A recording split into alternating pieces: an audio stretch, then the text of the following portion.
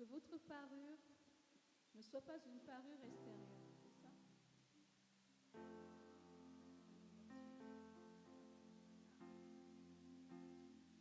Béni soit Dieu le Père de notre Seigneur Jésus-Christ, conformément à sa grande bonté, il nous a fait naître de nouveau à travers la résurrection de Jésus-Christ pour une espérance vivante, pour un héritage qui ne peut ni se détruire, ni se souiller, ni perdre son éclat. Il vous est réservé dans le ciel, à vous, qui êtes gardés par la puissance de Dieu, au moyen de la foi, pour le salut, prêt à être révélé dans les derniers temps. C'est ce qui fait votre joie, même si maintenant, puisqu'il le faut, vous êtes pour un peu de temps attristés par diverses épreuves. Ainsi, la valeur éprouvée de votre foi, beaucoup plus précieuse que l'or qui est périssable et que l'on soumet pourtant à l'épreuve du feu, aura pour résultat la louange, la gloire et l'honneur lorsque Jésus-Christ apparaîtra. Vous l'aimez sans l'avoir vu, vous croyez en lui sans le voir encore, et vous vous réjouissez d'une joie indescriptible et glorieuse parce que vous obtenez le salut de votre âme au prix de votre foi. Père, Amen. Père éternel, nous te rendons grâce pour cette espérance vivante que tu nous donnes. Grâce au sacrifice et à la résurrection de Jésus. Tu es notre seul espoir, Seigneur. Tu es notre lumière, notre refuge, notre paix. Et nous mettons notre confiance en toi. Amen. Amen. Nous avons encore des problèmes. Nous sommes vraiment désolés pour les paroles. Et nous essayons de faire comme nous pouvons. Donc nous allons continuer à chanter. Peut-être que je vais lire les paroles. Je vous lis les paroles. Lumière dans ma nuit, paix pour mon âme. Tu es mon refuge, tu restes fidèle. Mon espoir. JM 145.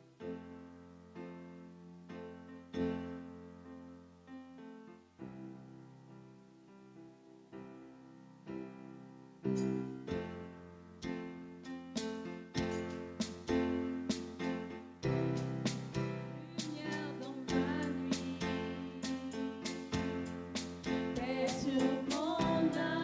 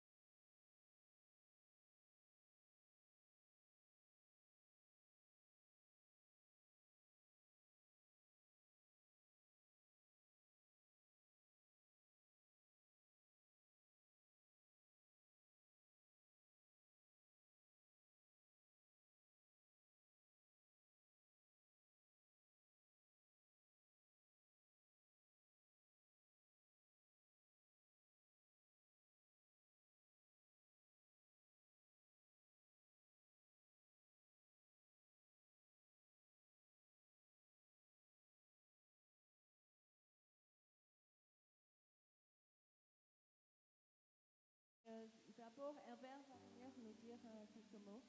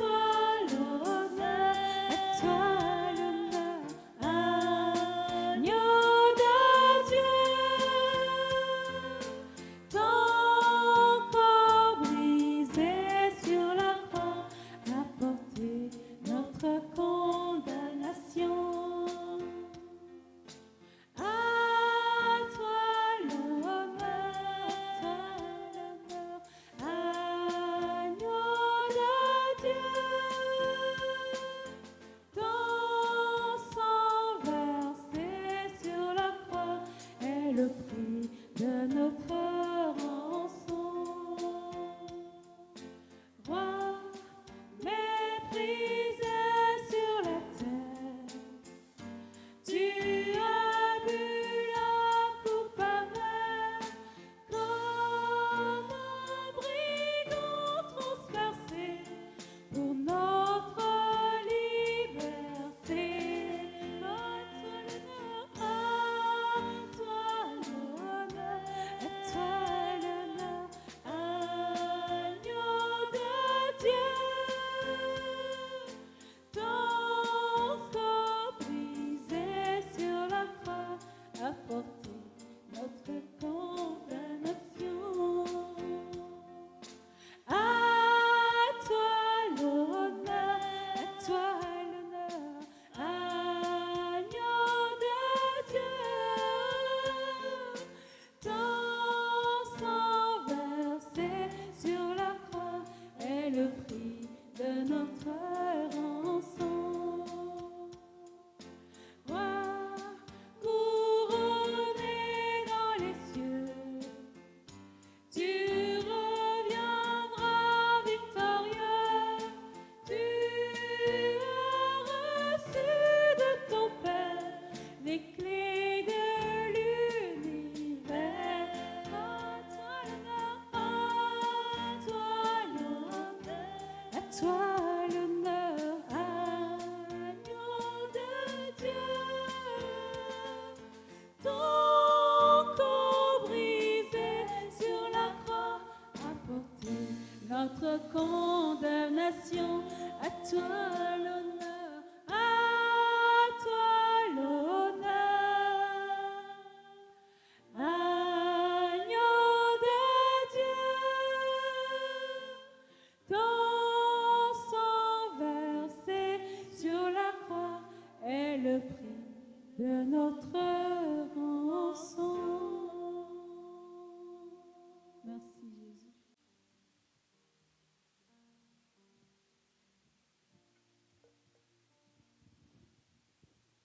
Vous pouvez vous lever pour chanter. Celui qui met en Jésus sa pleine confiance. Celui qui met en Jésus.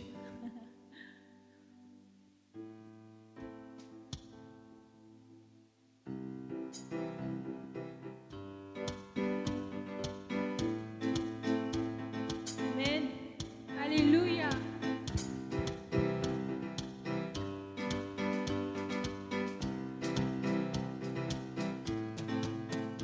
Celui qui met en Jésus une pleine confiance, jamais ne chancelle plus, compléter sa délivrance. Par la foi, nous marcherons, oh par la foi, nous triomphons par la foi. Mon Rédempteur me rendra plus que vainqueur dans les jours d'adversité. Quand tu sens gronder l'orage, regarde en sécurité. Attristé, reprends courage. Par la foi, oh par la foi, nous marcherons.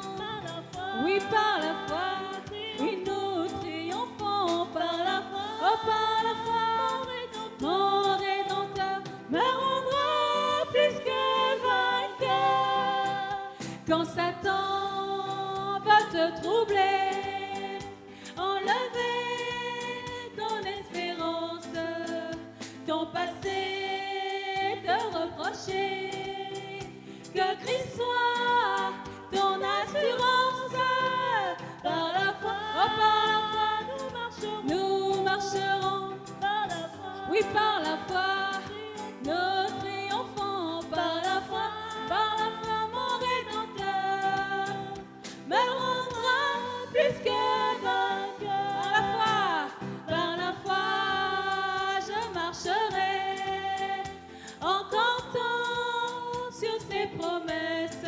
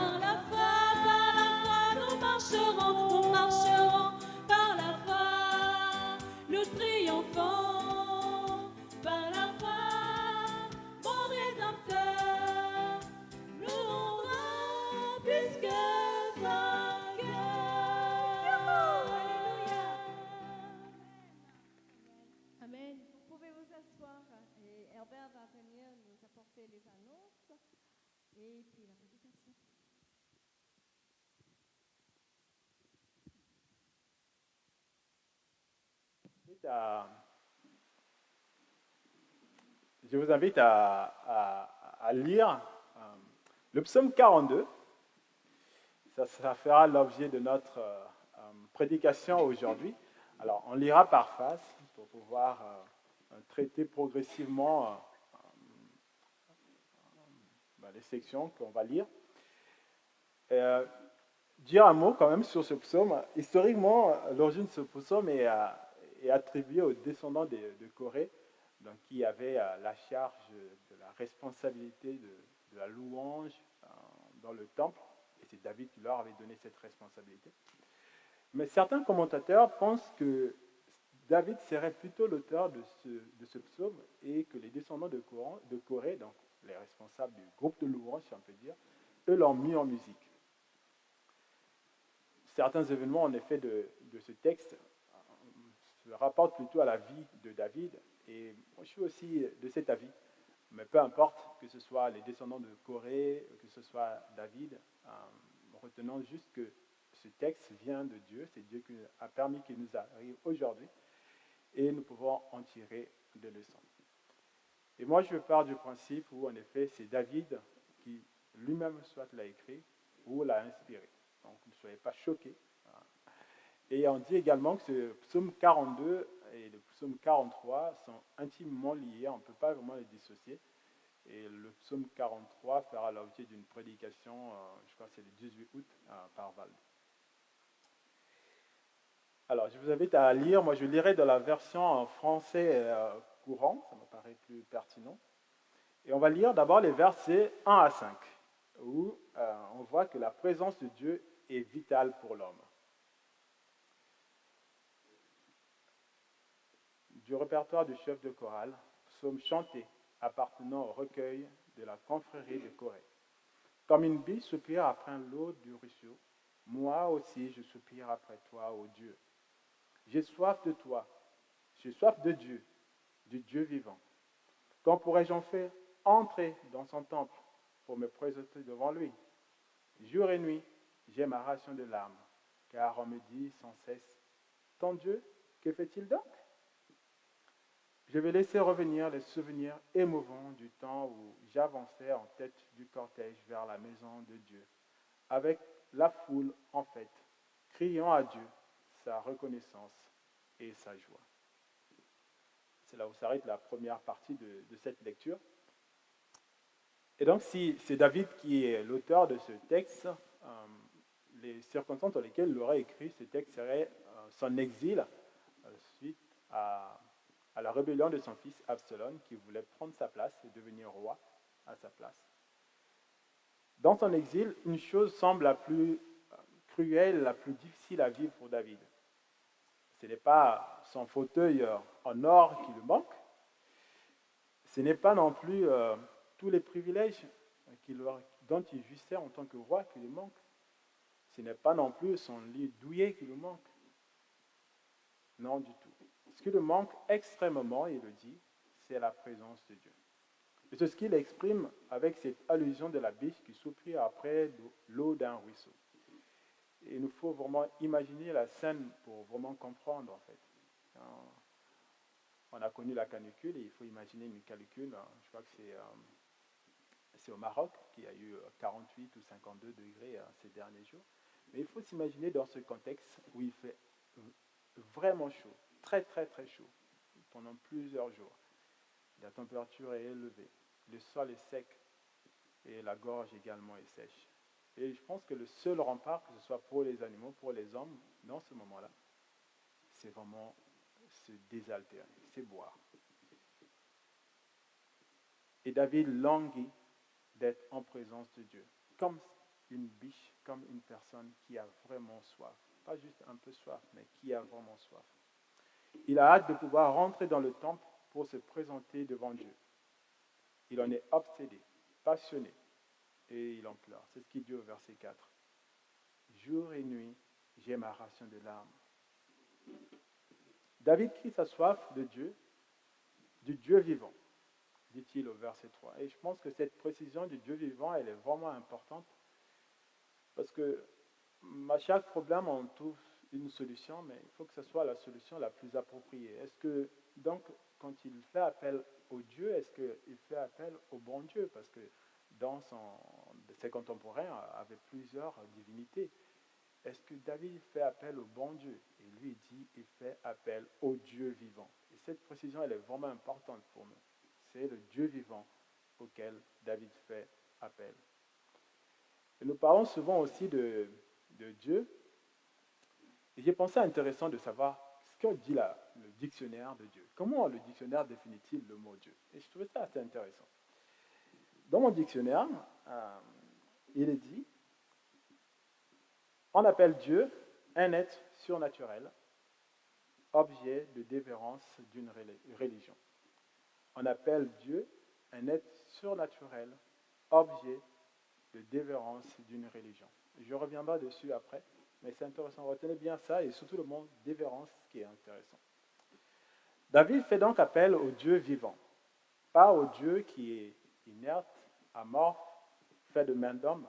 Il fait appel à celui qui est éprouvé, celui qui a fait ses preuves, celui qui s'est révélé à son ancêtre Abraham comme le créateur de l'univers, celui qui était, qui est et qui sera, l'Éternel, celui dont les promesses faites à Abraham, à Isaac, à Jacob se sont réalisées, et David et toute sa génération en sont témoins. C'est le Dieu auquel fait appel David. Le Dieu vivant est le seul rempart de David dans cette période difficile de sa vie. Une période durant laquelle, une fois de plus, les gens ne se montrent pas tendres avec lui. Et c'est ce qu'on voit dans d'autres psaumes, et notamment le psaume 39 que j'ai déjà traité il y a 15 jours. Ici, on voit ses détracteurs, sans doute ses propres sujets, se moquer de lui et lui lancer constamment « Ton Dieu, que fait-il » Ou encore, dans d'autres versions, « Où est ton Dieu » Mais David ne se laisse pas déstabiliser par les commentaires de ses détracteurs. Il veut tourner son regard vers Dieu et vers le Dieu vivant. Il en appelle à se souvenir du beau vieux temps, où il était dans la joie en présence de Dieu et du peuple. Et c'est le verset 5. Et ce verset est notamment l'une des raisons pour lesquelles certains commentateurs pensent que David serait l'auteur ou l'inspirateur de ce psaume. On pourrait dire à l'époque de David, la maison de Dieu ou le temple n'existait pas. Et vous aurez raison, c'est vrai. Mais même si c'est David qui en a eu l'idée du temple de Dieu, il sera construit beaucoup plus tard par son fils Salomon. Toutefois, il y avait le tabernacle et le sanctuaire de Dieu au milieu duquel se trouvait l'arche de l'Alliance. Et ça faisait office de la maison de Dieu. L'une des préoccupations du roi David, après s'être installé et fait de Jérusalem sa capitale, était d'y ramener l'arche de l'Alliance, qui représentait la présence de Dieu. L'arrivée de l'arche de l'Alliance était un jour de fête, de reconnaissance et de joie pour tout le peuple. Et quand on lit le récit de cela dans 1 Chroniques 13 et 14, on voit que David dansait en tête du cortège, comme il est dit là dans le psaume 42. Et pour l'occasion, David avait offert du pain à tout le peuple. David avait dressé une tente où était l'arche, et qui faisait donc office de maison de Dieu. Et pour les Israélites, ne pas pouvoir se recueillir dans le temple, la maison de Dieu, était comme perdre leur identité, ne plus exister, tellement le culte du Dieu vivant était au centre de leur vie. Et les détracteurs de David, je pense, le savent bien en fait. Ils savent bien que quand ils disent à David, « Il est où ton Dieu ?» c'est une manière de lui dire, « Mais tu n'existes plus, quoi. » Au lieu de le réconforter pour qu'il retrouve la paix et que son cœur se tourne vers Dieu, il se moque de lui et l'accable davantage. Il remue le couteau dans la plaie. Mais heureusement, la suite du texte nous montre que David sait prendre de la hauteur. Il a bien compris que même si le temple ou la maison de Dieu a une valeur importante, Dieu est omniprésent et on peut faire appel à lui où que l'on soit. Et Jésus a instauré une nouvelle ère dans la relation de Dieu avec les hommes et les femmes. Avec sa venue sur terre et l'accomplissement de la mission que Dieu lui avait confiée, celle de sauver les hommes et les femmes du péché, ce qui pouvait les empêcher d'être en présence de Dieu, la Bible nous rappelle et nous dit que tous ceux qui sont disciples de Jésus-Christ sont le temple de Dieu. Dieu habite en eux par son Esprit Saint. Donc, si tu crois et si nous croyons en Jésus-Christ et que nous l'avons accepté comme Seigneur et Sauveur, alors Dieu habite en nous et notre corps est son temple.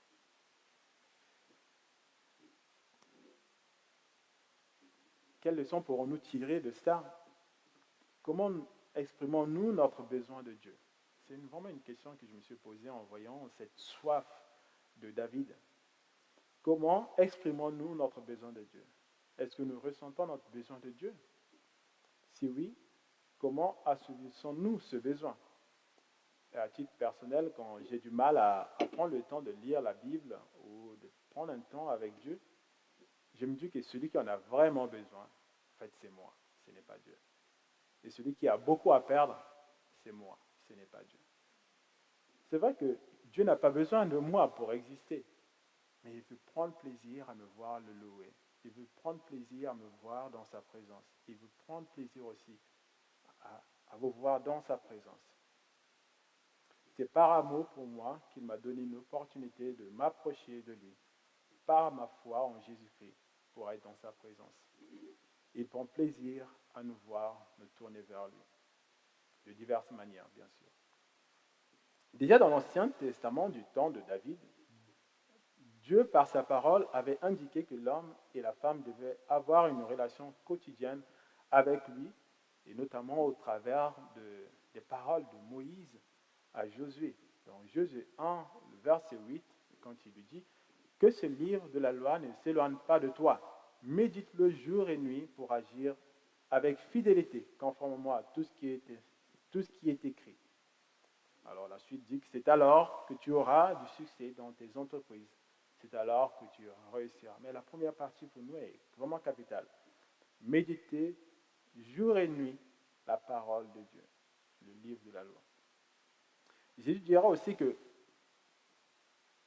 l'homme ne vivra pas de pain seulement, mais de toute parole qui sort de la bouche de Dieu. Dieu veut que nous soyons connectés à lui tous les jours et en tout temps. Si on ne ressent pas le besoin de Dieu, j'ai envie de dire en fait pourquoi on ne ressent pas ce besoin de Dieu pour nous qui sommes là, qui êtes là, pourquoi on ne ressent pas le besoin de Dieu? Qu'est-ce qui remplit votre vie? Est-ce que vous croyez en la vie éternelle? Et si c'est le cas, la vie éternelle, elle est entre les mains du Dieu vivant. Et si tu es disciple de Jésus, que fais-tu quand tu te sens loin de Dieu? Est-ce que, comme David, tu fais appel aux souvenirs pour te rappeler et rester attaché à Dieu? Il y a aussi un autre encouragement qui est là, c'est enseignement plutôt. Soyons des encouragements les uns des autres. Quand il y a l'un de nous qui traverse un moment difficile, qui serait même la conséquence de sa faute, soyons un encouragement. La Bible nous enseigne à aimer les autres comme nous-mêmes. Et je le dis assez souvent, lequel de nous n'aimerait pas qu'il y ait quelqu'un qui soit là pour l'encourager, même s'il a fait une chose qui nous paraît, une faute qui nous paraît si grande, énorme. Si Jésus le pardonne, alors nous aussi nous devons l'aimer et pouvoir le pardonner. Et surtout l'encourager pour qu'il tourne ses regards à Jésus-Christ. La situation de David, loin de la maison de Dieu et son état d'esprit doivent également nous interpeller sur la raison pour laquelle nous nous rendons à l'église. Pourquoi fréquente-t-on une église? Alors, église avec petit e, parce que, pour dire bâtiment. Est-ce que nous y allons pour gagner des points pour notre salut? Est-ce que nous y allons par habitude, par coutume, parce que mes parents le faisaient et que moi aussi je le fais? Dieu habite dans les cœurs des chrétiens. Nous nous rassemblons pour le louer, dire ce qu'il a fait, pour l'adorer, dire ce qu'il est, nous encourager dans la marche chrétienne en apprenant à mieux connaître Dieu, à lui obéir. C'est ce que l'on fait aussi au travers des groupes de vie, notamment le groupe de maison, les groupes pré-ados, les groupes de jeunes, les groupes de femmes, les groupes d'hommes. Pour ne pas en oublier, je m'arrête là. Notre chrétienté n'est pas définie en tout cas par le nombre de fois qu'on va à l'église ou on participe aux réunions, aux rencontres de l'église. Notre chrétienté est définie par notre foi en Dieu, notre dévérence et aussi par notre obéissance à la parole de Dieu. C'est ce qui définit notre chrétienté. Notre foi en Dieu et notre obéissance à sa parole. Alors je tiens à préciser que je n'encourage pas du tout à délaisser les églises, loin de là. Au contraire, l'église locale, elle est vitale. Elle a été instaurée par Jésus lui-même, puisque l'apôtre Paul nous dit que les chrétiens sont membres du corps de Christ. Et il y a beaucoup de textes qui nous encouragent à être ensemble et à être membres d'une église locale. Alors, pas une église virtuelle, même si avec le Covid, des églises virtuelles ont pullulé sur Internet, ou même la pratique de suivre le culte de manière paisible sur son canapé est peut-être devenue assez courante, mais c'est plus que cela, la vie chrétienne. C'est vraiment être avec des frères et sœurs, des personnes avec lesquelles on peut s'encourager, avec lesquelles on peut parler de sa vie quotidienne, de ses défis, de ses encouragements, et pouvoir prier ensemble. C'est vraiment cela, l'église locale. Et aussi, ensemble, à participer pour que le témoignage de l'évangile, de la bonne nouvelle soit répandu. Oui, Dieu veut une relation permanente avec nous et en tout temps. C'est vraiment ce qu'il faut retenir. Continuons la lecture, le verset 6 à 9, qui nous montre qu'il vaut mieux faire appel à Dieu que de se lamenter sur son sort. Qu'il vaut mieux faire appel à Dieu que de se lamenter sur son sort. Je continue la lecture, donc toujours dans la version français courante. À quoi bon me désoler? À quoi bon me plaindre de mon sort? Mieux vaut espérer en Dieu et le louer à nouveau, lui, mon Sauveur et mon Dieu. Au lieu de me désoler, je vais m'adresser à toi, ô Dieu, de l'endroit où je suis, aux sources du Jourdain, près du mont Petit, dans les montagnes de l'Hermon. Tu fais gronder des torrents, un flot en appelle un autre, tu les fais tous déferler sur moi, je suis complètement submergé. Que le Seigneur me montre sa bonté le jour, et je passerai la nuit à chanter pour lui, à prier le Dieu qui me fait vivre. Alors, encore un élément historique, le verset 7, en fait, conforte les commentateurs qui pensent que c'est David qui est l'auteur de ces textes, parce que les lieux qui sont cités, c'est le lieu où David s'est réfugié quand son fils Absalom le poursuivait. Alors, le roi David n'a plus rien du tout. Il n'a plus son palais, il est démuni matériellement, il n'a plus les faveurs du peuple qui le critique, il est critiqué, il n'est plus adulé. Et on peut vraiment imaginer son calvaire sur le chemin de l'exil, peut-être des jets de pierre, des œufs qu'on lui jetait, on ne sait pas. Mais on voit qu'il est vraiment malheureux. Mais il lui reste une chose en revanche, une chose qui est pour lui la plus importante, son espérance en Dieu. Il pourrait en effet se plaindre sur son sort, mais cela ne changera rien à sa situation. Mais l'espérance change quelque chose pour lui. Il préfère s'adresser à Dieu où il est, en exil, loin de son palais royal, loin de la maison de Dieu. Au lieu d'être découragé par cette situation, de se lamenter sur son sort, de ruminer et de sombrer dans le désespoir, David veut mettre Dieu au centre de sa vie, surtout dans cette période tumultueuse, incertaine.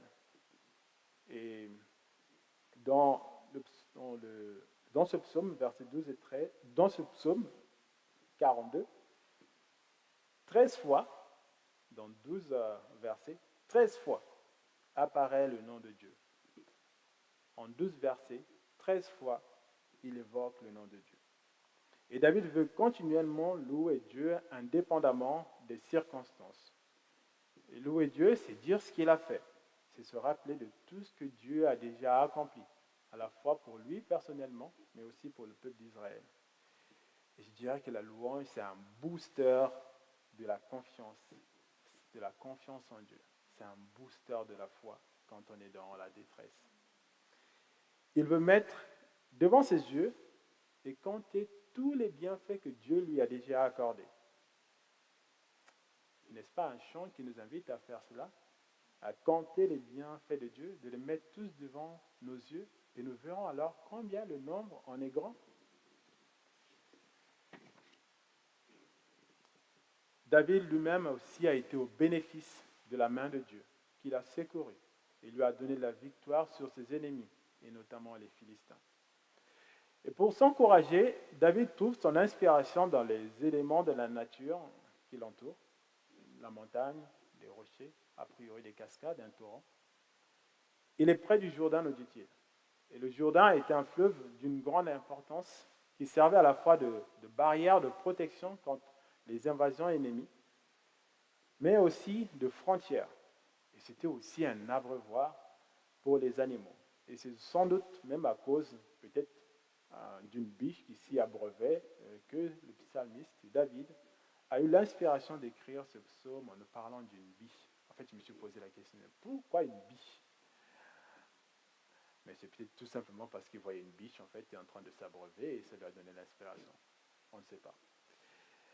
Le Jourdain est aussi le fleuve où Jean-Baptiste a baptisé Jésus et bien d'autres personnes. Et ce qui entoure David lui rappelle la grandeur de Dieu vivant et créateur de l'univers qui est au contrôle de tout et qui est souverain. Le spectacle s'offre à lui, les torrents d'eau qui viennent se fracasser violemment sur un rocher, lui rappelle les souffrances que Dieu permet qu'il puisse vivre. Ah oui. Dieu est au contrôle de tout, mais il permet aussi parfois que nous connaissions les épreuves. Il ne s'arrête pas à ce constat, mais il voit plus loin, car il est intimement convaincu d'une chose, Dieu veut son bien. Alors il demande une chose à Dieu, au verset 9, que le Seigneur me montre sa bonté le jour, et je passerai la nuit à chanter pour lui, à prier le Dieu qui me fait vivre. C'est de nouveau l'idée de voir les bienfaits de Dieu pour ne pas être emporté par les circonstances qu'il connaît. Et l'attitude de David pourrait être à la fois vu comme un paradoxe et aussi un encouragement pour les rares fidèles qui l'accompagnaient dans son exil. Comment cet homme qui a tout perdu peut-il chanter des cantiques à Dieu?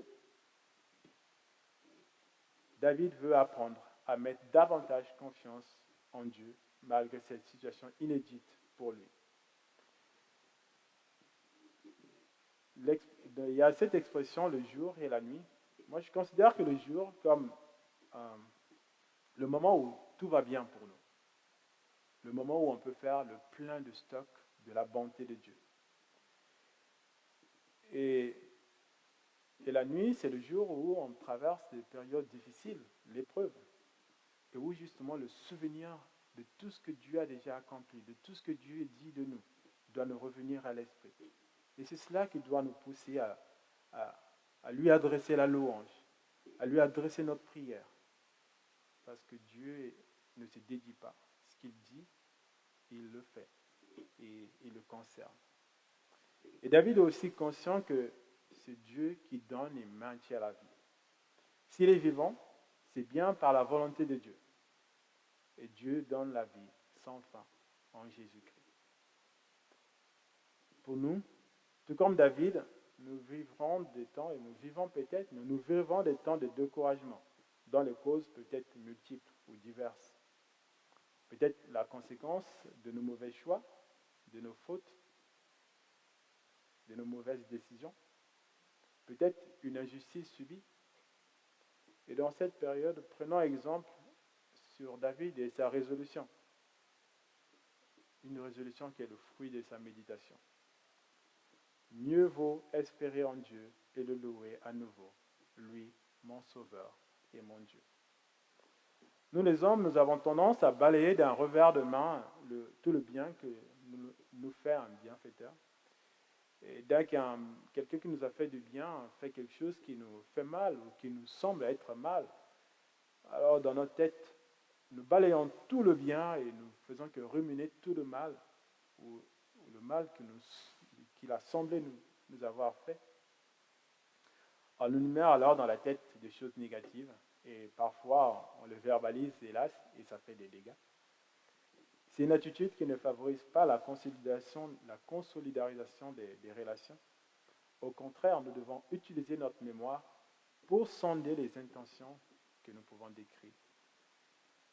Est-ce que cette personne me veut du bien? Que puis-je apprendre de cette situation? Et c'est vrai, si nous traversons une épreuve, nous pouvons nous poser cette question, est-ce que Dieu me veut du bien? Est-ce que Dieu me veut du bien?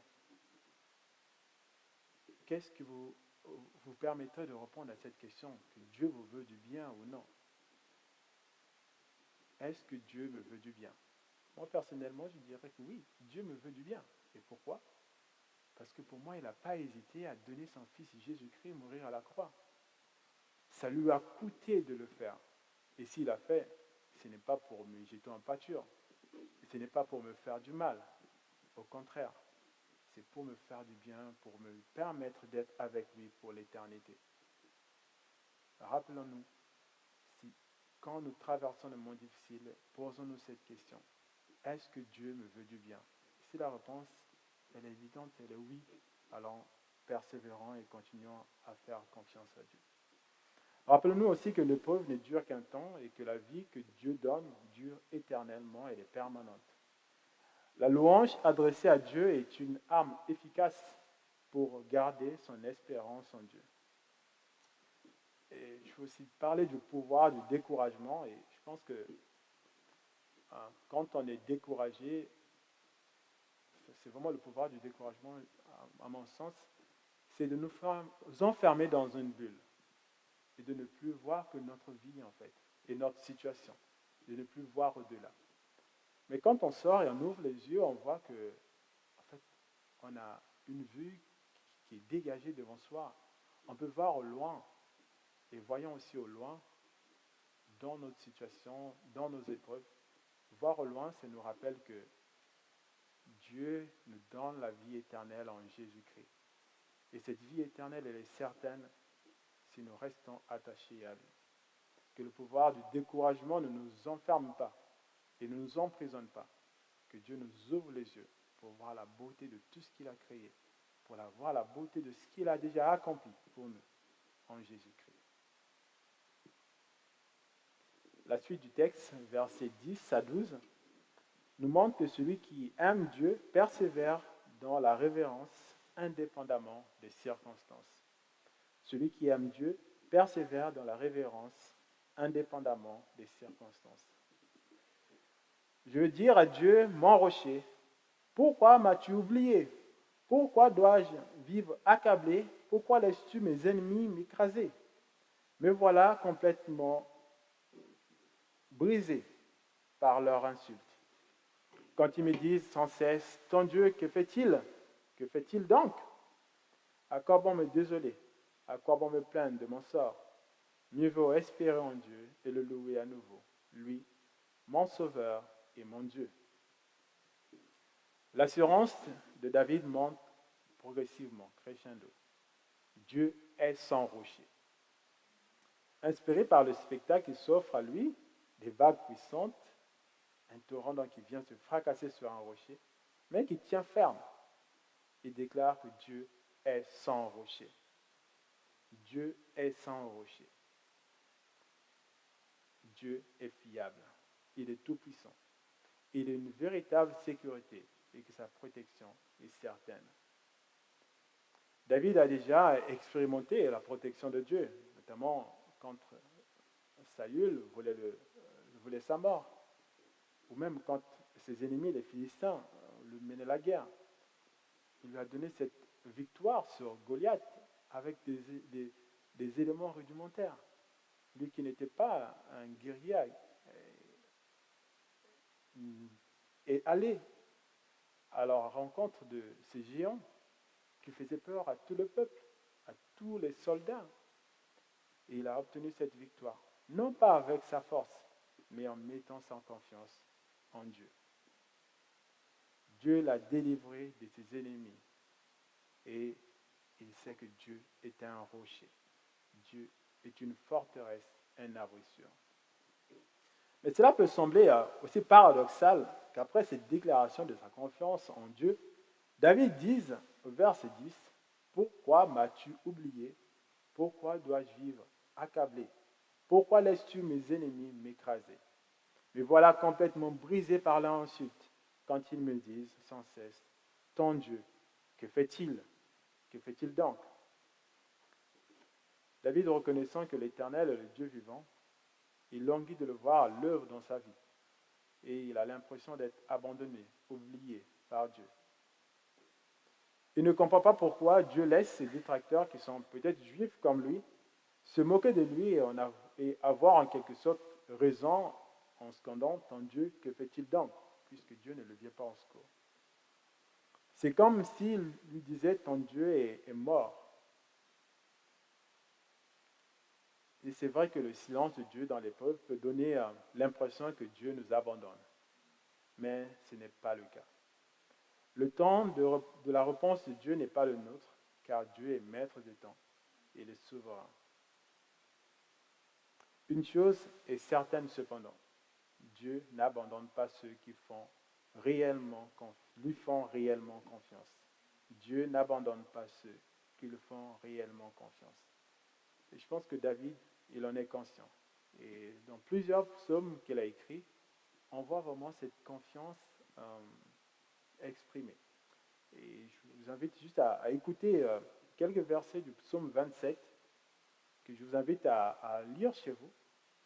Et le thème de ce psaume, selon la Bible d'études Vie Nouvelle, j'avais prévu de pouvoir vous la montrer pour vous encourager aussi à l'acheter parce que je trouve qu'elle est très intéressante pour votre méditation en personnel, bien sûr. Donc, le thème, selon la Bible d'études Vie Nouvelle, c'est une aide doublée d'espérance, une confiance inébranlable en Dieu est le meilleur antidote contre la peur et le sentiment de solitude. Et David y déclare, verset 1, « L'Éternel est ma lumière et mon salut. De qui aurais-je peur? L'Éternel est le soutien de ma vie. Qui devrais-je redouter ?» Versets 4 et 5. « Je demande à l'Éternel une chose que je désire ardemment. Je voudrais habiter toute ma vie dans la maison de l'Éternel pour contempler la beauté de l'Éternel et pour admirer son temple. Car il me protégera dans son tabernacle le jour du malheur. Il me cachera sous l'abri de sa tente. Il m'élèvera sur un rocher. » Enfin, verset 10. « Même si mon père et ma mère viennent à m'abandonner, l'Éternel m'accueillera. » Et c'est consternant que ses contemporains juifs, sans doute comme lui, lui balancent cette phrase « Ton Dieu, que fait-il donc ?» Aurait-il oublié qui est le Dieu vivant? Pense-t-il que David mérite cette sentence, peut-être à cause d'un péché? Il ne connaît sans doute pas le véritable Dieu qui il est. Il n'abandonne pas ceux qui le font réellement confiance. Et l'apôtre Paul dira plus tard dans Romains 8, 35, « Qui nous séparera de l'amour de Christ? Serait-ce la détresse, l'angoisse, la persécution, la faim, le dénouement, le danger ou l'épée? » Et j'ai envie de dire, même le péché, s'il est confessé, il ne peut nous éloigner de Dieu. Car Dieu pardonne, comme on l'a dit dans 1 Jean 1, verset 9. Le secours de Dieu est fiable et le roi David en est conscient. C'est pourquoi, une fois de plus, il enjoint son cœur. C'est vraiment comme s'il se parle à lui-même pour se persuader à lui-même. Tu ne dois pas tomber en dépression et oublier qui est Dieu. Et je trouve ça assez formidable en fait. Ce n'est pas quelqu'un d'autre qui vient lui parler, mais c'est lui-même qui parle à son cœur, à son âme, à ce qui est de plus profond en lui pour lui dire, sois convaincu de l'amour de Dieu envers toi. Sois convaincu du secours de Dieu. Il enjoint son être tout entier à ne pas tomber dans le désespoir. Et il conclut avec son cri à Dieu par une répétition tout simplement du verset 6. À quoi bon me désoler? À quoi bon me plaindre de mon sort? Mieux vaut espérer en Dieu et le louer à nouveau, lui, mon Sauveur et mon Dieu. La louange est un antidote au désespoir quand Dieu nous semble loin. Le souvenir de ce qu'il a déjà accompli nous montre qu'il n'est pas loin. Au contraire, il est près de nous. Et peu importe les circonstances, l'Éternel est Sauveur. L'Éternel est Dieu. Il est l'objet de la dévérence, c'est-à-dire de se soumettre à sa volonté. Et c'est ce qui est extraordinaire dans la définition de Dieu, j'ai trouvé assez extraordinaire. C'est vraiment ce mot dévérence, de se soumettre à celui en qui on croit.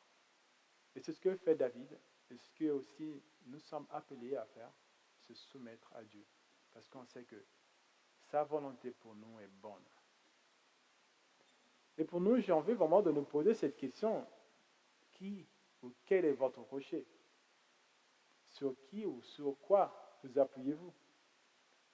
Loin des yeux, près du cœur, c'est une expression. Nos yeux peuvent nous donner le sentiment que Dieu est loin de nous. Mais notre cœur doit être rassuré de la présence permanente de Dieu. L'épreuve dure un temps et finira bien un jour. La vie que Dieu donne en Jésus-Christ dure éternellement. Peut-être qu'on peut vivre une épreuve dont on ne sortira pas jusqu'à sa mort. Ça peut arriver. Mais rappelons-nous que la vie qu'offre Dieu est éternelle. Et on sera à ses côtés. Et il est à nos côtés, malgré le sentiment d'abandon que l'on peut avoir parfois. Et comme le psalmiste, n'ayons pas crainte de dire à Dieu le fond de nos pensées. On croit parfois qu'il y a des choses que les chrétiens ne doivent pas dire. Ils ne doivent pas dire qu'il est découragé parce que Christ il est tout-puissant, Christ il est mort. Mais en fait, nous restons humains, tout simplement. Et ce texte qui est dans la Bible, la parole de Dieu, nous montre qu'on peut s'exprimer à Dieu. On peut exprimer nos sentiments en toute liberté à Dieu. Mais une chose est vitale et capitale, c'est que ces sentiments doivent nous emmener à Christ. Ces sentiments doivent nous emmener à Dieu et non nous pousser à la désobéissance. C'est vraiment la seule préoccupation. Quand on fait état de nos sentiments à Dieu, ça doit nous ramener plus vers lui et non nous éloigner de lui. Et dans l'épreuve, le calme, la paix est vital pour prendre des bonnes décisions. Et lors de ma prédication du 14 juillet, j'avais parlé de la zen attitude, le calme. Mais je tiens à préciser qu'il ne s'agit pas là de pratiques d'autres cultures et d'autres religions mondaines, mais qu'il s'agit là de la paix et la paix que donne Jésus-Christ. Il a dit dans Jean 14, verset 27, « Je vous laisse la paix, je vous donne ma paix. Je ne vous la donne pas comme le monde donne, que votre cœur ne se trouble pas et ne se laisse pas effrayer. » Et au premier verset du chapitre 14, il dit, « Que votre cœur ne se trouble pas. Croyez en Dieu, croyez aussi en moi. » Oui, peut-être que nous vivons et nous vivrons cette période de découragement, une période où nous sentirons une sécheresse spirituelle. Mais rappelons-nous que Jésus-Christ a cette eau vive qui jaillit et dit à la femme samaritaine dans Jean 4, « Celui qui boira de l'eau que je lui donnerai n'aura plus jamais soif. Et l'eau que je lui donnerai deviendra en lui une source d'eau qui jaillira jusque dans la vie éternelle. » Et que Dieu nous donne cette eau, qui est sa parole, qu'il donne aussi l'obéissance pour que notre vie soit, comme lui veut, un témoignage, mais que nous soyons aussi des encouragements les uns des autres, et aussi pour ceux qui qui nous entourent, qui ne connaissent pas Christ, puissent aussi le découvrir au travers de notre témoignage. Je vous invite à la prière.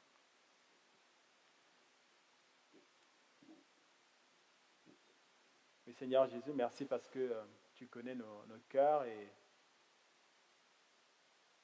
tu sais, tu nous connais parfaitement. Tu dis même que tu connais le nombre de cheveux que nous avons sur la tête. Et tu sais quand nous sommes découragés, et tu sais quand nous sommes dans la joie. Et tu veux vivre avec nous, oh Seigneur, indépendamment de ces sentiments, que ce soit dans la joie, dans la peine.